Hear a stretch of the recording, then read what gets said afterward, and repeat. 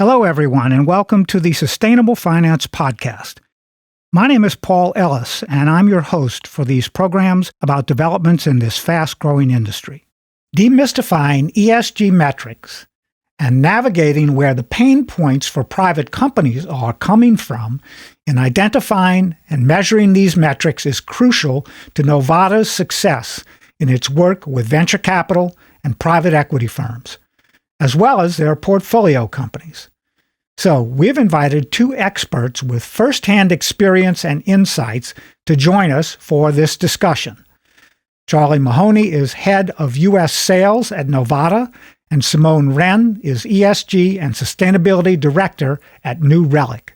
Both bring firsthand experience and insights to provide investor and company insights to the pressures that private companies face in managing and reporting ESG data.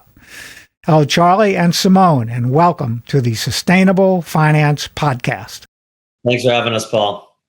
Yeah. Nice to be here. Yes, it's a pleasure to have you join us this morning, and we're going to jump right into the questions we have for you. We've got a lot of ground to cover, and this is for both of you. What specific pressures do you see private companies facing today regarding ESG initiatives, and where are the opportunities within this work? New Relic has moved from being a public company to a private company in the last calendar year. And having been in the role I'm in throughout that change, I wouldn't say that the pressures themselves have changed, but rather the source of the pressure has changed. We went from an environment in which our investors, our employees, and our customers were our key stakeholders in driving our sustainability and ESG work. And now we're in an environment where it's really focused on customers, again, employees, and our owning firms. I would say, this held true when we were a public company as well as private, but finding resourcing for reporting and execution is, as any of my colleagues can tell you, likely always a struggle, particularly as tech companies prioritize profitability. Resourcing can be hard for ESG and sustainability teams, especially if you're not in an environment where you've clearly tied sustainability to business growth and resilience. I think that can really help in making sure that you always have a solid case no matter the external factors around your sustainability work. And I would also say prioritization of execution during this shift we're in the ESG world from voluntary reporting to regulatory compliance, finding the time, energy, and budget space for execution as we ramp up to be reporting for regulatory compliance can be quite hard. And then finally, I would say riding the waves of political change has always been somewhat difficult in the sustainability sector, and this year is certainly no different. Okay, Charlie, what would you like to add? Yeah, I guess I would add overall, kind of the way we see it at Novata is like ultimately there's kind of investor pressure, customer pressure, regulatory pressure, and then internal pressure that are kind of shaping the way that companies need to respond to various ESG questionnaires that are kind of thrown at them. I think in Europe and kind of in other continents, you see regulation really being the main driver, whereas in the US, there's kind of regulation such as California's like Senate Bill 253 and 261 laws that are driving some sort of kind of mandated disclosure. But I think the reality is that isn't affecting as many companies as like the CSRD, for example. So in Europe, you're seeing a lot more kind of regulatory push with CSRD, companies needing to kind of get up to speed, find partners, find softwares to be able to report on that. And in the US, I think a lot of these customer questionnaires, so look at Microsoft, Target, kind of Pfizer, AstraZeneca committing to net zero across their supply chains, all these different questionnaires that companies don't know how to respond to and are looking for partners to help them navigate these different frameworks and different metrics and acronyms. It can be really tricky. And so I think at the end of the day, having kind of a one-stop shop to be able to report and know kind of what regulations you're implicated by, ingest your different kind of customer questionnaires and be able to map out the data that you have, collect on the gaps, and respond to kind of whatever request is thrown at you while collaborating internally with the project management solution could be kind of really, really valuable. And so I think that's kind of presenting a large opportunity here, but there is a juxtaposition between the US and Europe that Novata kind of mainly sells to right now. Okay, so Simone, back to you to describe how New Relic manages the competing balance of external pressure versus execution when it comes to ESG reporting.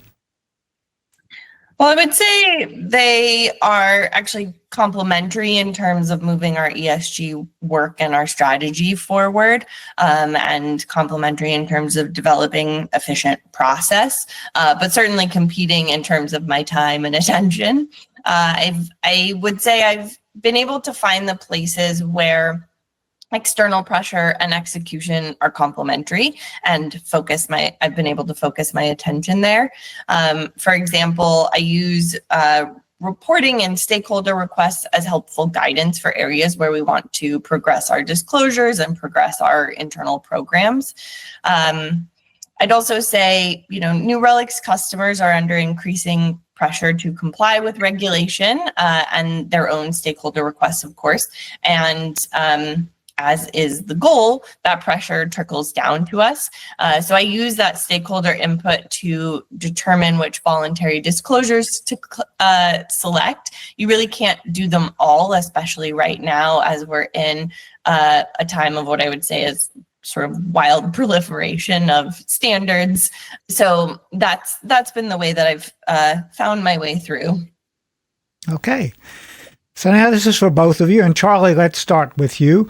What are some common pain points that companies experience in identifying and selecting the right ESG metrics to focus on? Yeah, I think Simone alluded to it a little bit earlier. Ultimately, there's so many frameworks, and whether they're mandatory kind of per regulation or voluntary, or they're coming from your kind of biggest customers in terms of kind of supplier codes of conduct, things around those lines. It's very easy to get caught up in kind of the acronym world of ESG frameworks. And so I could probably name 10 off the top of my head, but we have a metrics and regulation team that kind of is introducing a new one every week, it seems. And so they also keep changing, like TCFD is now ISSB, and there's a reason we have kind of almost 3,000 data points across our standardized metric library. So I would say companies don't know this new language, and kind of many of the folks tasked with this role that we work with at Novata across the 9,000 or so companies that report through the tool to their investors get tasked with this role as kind of a side project. It doubles their responsibilities in addition to their day job. It's usually kind of a head of compliance, a CFO, a CHRO, a director of EH&S, almost all of them unfamiliar kind of with the ESG terminology. And so I think kind of the way that Novata kind of alleviates that pain is we're using the insights across all these 9,000 companies we work with, and to identify kind of what metrics are most tracked across a given size of a company, across a given sector of a company, and then can kind of prescribe building blocks as here's the basic kind of set of policies across DE&I, ESG, and emissions that you should be tracking at a bare minimum in order to kind of best fulfill and respond to those investor questionnaires or those customer or regulatory reports. And then from there, we also have different ways that they can align to their specific sectors, such as kind of the SASB industry specific metrics for a given company, say that's in technology out of California with 500 people. We kind of give them good direction as to what they should track. So lots of different avenues as to how we can help alleviate that pain, but I won't sugarcoat it. It's definitely pretty messy. Well, okay. Now, Simone, given what Charlie has just described as the overall situation with ESG reporting, how was New Relic able to build internal buy-in for an ESG team or role like yours? Well, we began our ESG practice when we were a public company. It's been about 3.5 years since we launched a formal ESG practice. And At the time, it was a combination of customer, employee, and investor feedback. Plus, there was regulation on the horizon that really helped move the conversation forward. I'd say crucially, we also had many of the foundational elements of ESG in place. So it was helpful to explain ESG reporting as a way to bring together all of that existing work and give visibility to the work that was already happening and we just hadn't shared externally. But these days, I would say regulatory requirements are very helpful to keep the work moving forward, and customer demand is really only growing around these issues. So it's very helpful to talk to my executive team about sustainability as a way to mitigate risk and future-proof our business, in addition to meet the concerns of our customers.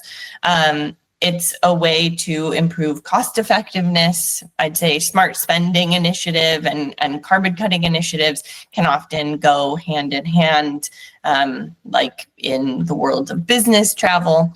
And there are, we'd be here all day if I had to list all of the examples of ways that ESG makes your business more resilient. But I think I'll add from a private company perspective, from a PE perspective, our owners want to see this work continue. I do get support from our owning firms on our ESG work, and they want to see their portfolio companies investing in this. So that's been a new added layer in our recent past. Okay. Now, Simone, can you give us a couple of examples of how effective ESG implementation has positively impacted New Relic's performance? And we don't need names, but a couple of specific ideas or thoughts on what companies are doing. Yeah. So I can come at this from many angles. I think there's the much researched area of employee engagement and retention for companies with ESG and social impact work. That's not less important, but I think it is covered a lot in research and media. So I'll leave that for now and talk more about our sustainability work. We've done a lot of work to move out of data centers and into the cloud, and that has certainly had climate benefits. That's changed the way that our footprint looks over the last few years. We've written a lot publicly about how our cloud cost optimization work has decarbonization benefits. You can find those blogs on our website. Building efficient systems can be cost effective as well as resource efficient. I think this is something that we've seen across sectors. I'd also say for New Relic, data security is a really important area of focus for us. It's core to our business, and it's certainly a core material area for our ESG work. Hardening our system makes us a stronger, more resilient business, absolutely. And ESG has really given us a way to, talk about that publicly and in a very clear and concise way year over year. Great. All right, Charlie, so back to you on this one. What are the key factors that influence investment decisions related to ESG measurement, and what issues are investors facing when measuring their portfolio's ESG performance? Yeah, great question. I don't want to stray too far away from kind of focus on companies here, but I would say, obviously, Novata, we work with about 200 kind of GPs or private equity firms globally. Really kind of the reason for kind of starting and helping with them was to kind of help them collect data from their portfolio companies. That's how Simone and I know each other. And so ultimately, a lot of times the companies that they're collecting from many times wouldn't have this data available. And so I like to view it more as data creation rather than data collection.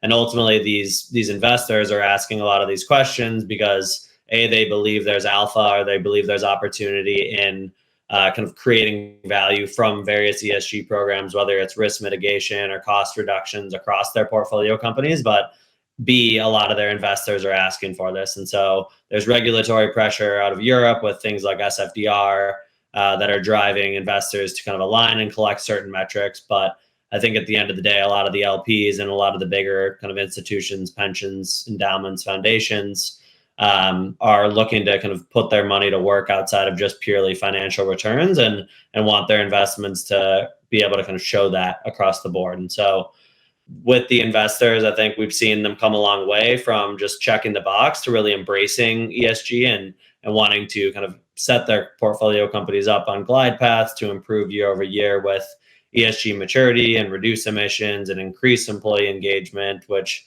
can tie to kind of retention and reduce attrition. So I think across the data that we've been tracking for a few years now in the Novata benchmarks, we're starting to see some pretty surprising results in how the companies that report to their investors in the Novata platform are improving year over year, and playing that data all back to them with benchmarks so that they can really see the value in tracking all of this and knowing where they stand. Great. Now, Simone, you're back in the private market space now. So what trends do you see shaping the ESG landscape for private companies, and how can they adapt to these changes over time? Well, as both Charlie and I have touched on today, whether you're public or private, many companies across the globe are going to be subject to new ESG regulation in Europe. In the US, out of California, of course, there's regulation coming into effect very soon. And I think given the changes at the federal level and the way that we see the SEC moving, it's probably going to look more like state-driven regulation, the way that California did. And I think the snowball has picked up speed in terms of customer demand. So responding to their own specific set of pressures, our customers are asking for specific metrics and specific moves on ESG. And I know that is true for my peers as well. But like I talked about before, I think in the absence of federal regulation or regulation at all, the benefits of risk mitigation and clear business results will help push sustainability and ESG work forward.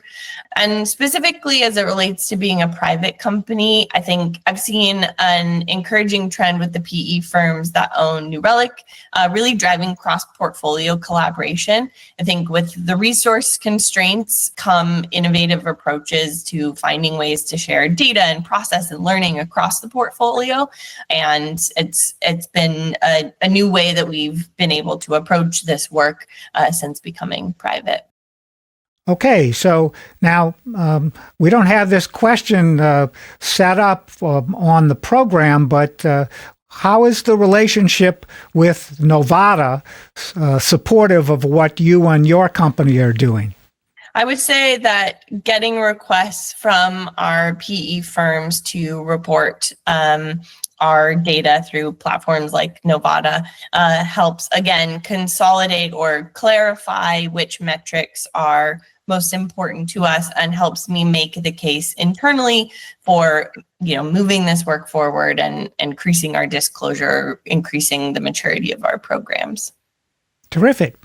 Okay, well, listen, thanks so much for joining us today, Simone and Charlie. And let's tell our followers for the Sustainable Finance Podcast where online they can learn more about Novata and New Relic, and how can they get in touch with you with questions about the issues that we've discussed in today's episode. Charlie? Yeah, feel free to find more about Novata on our website, novata.com.